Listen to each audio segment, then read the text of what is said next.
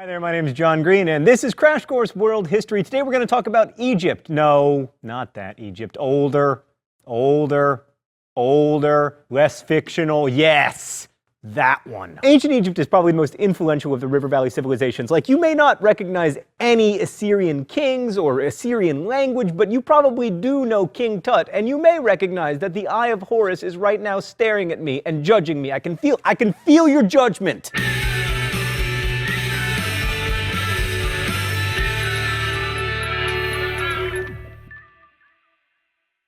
When we think of ancient civilizations, we think of Egypt. There are a few reasons for this, like the fact that the pyramids are the last man standing among the 7 ancient wonders of the world. But more importantly, ancient Egyptian civilization lasted from 3000 BCE to 332 BCE. That's a period that historians call a long time. And just as the violent and capricious Tigris and Euphrates rivers shaped the worldview of early Mesopotamians, the Nile shaped the worldview of the Egyptians. Let's go to the thought bubble. The Nile was regular, navigable, and benign, making for one of the safest and richest agricultural areas in the world. Each summer, the river flooded the fields at precisely the right time, leaving behind nutrient-rich silt for planting season.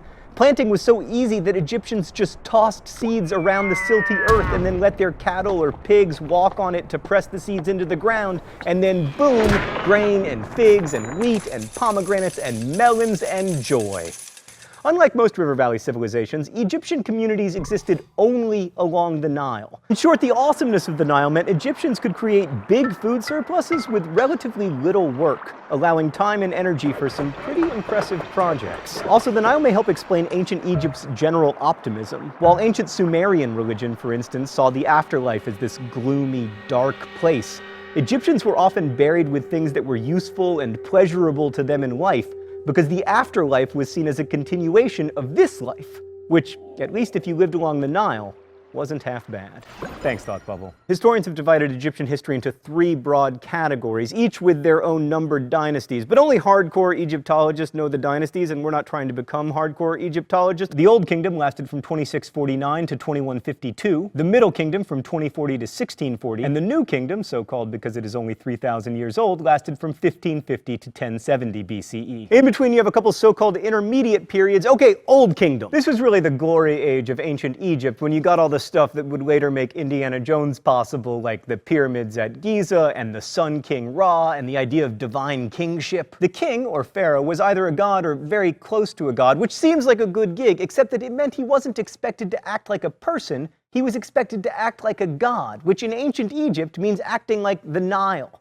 Calm, cool, benevolent. There's no fun in that. And then, of course, there are the pyramids, which, aside from remaining impressive to behold, represent a remarkable degree of political and social control over the population, because it is not easy to convince people to devote their lives to building a sarcophagus for someone else. This leads to an overwhelming question.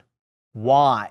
Why, in the sweet name of Ra, would anyone ever build such a thing? Well, let's start with Ra. So Ra started out as a regional god reigning over Heliopolis, but he eventually became really central to the entire pantheon of gods in ancient Egypt. He was the god of the sun, but also the god of creation. And the thinking was that if humans did their jobs, then the pantheon of gods would maintain cosmic order. And since the pharaohs became gods upon their death, it made sense to please them, even unto pyramids. In Kingdom Egypt was also remarkably literate. They had 2 forms of writing, hieroglyphics for sacred writing, and then demotic script for recording contracts and agreements and other boring stuff. Which brings us to the open letter.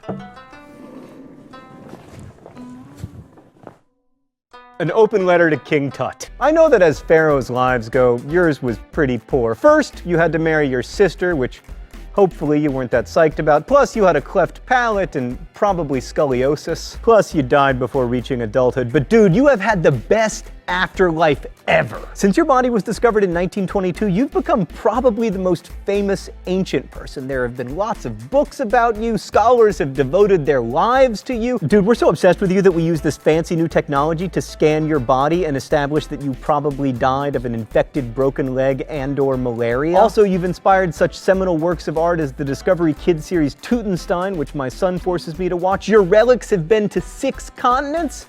So it all works out in the end, man. Well, I mean, you're still dead, so that kind of sucks. King Tut leads us nicely to the really crucial thing about Egyptian culture, because King Tut lived right around the same time as the pyramids, right? Wrong. Remember, the pyramids were built around 2500 BCE during the Old Kingdom. King Tut died in 1322 BCE, 1200 years later. That's 5.5 Americas, but because Egypt was so similar for so long, it all tends to blend together when we imagine it. Next week, we'll be looking at the Persians and the Greeks. I'll see you then.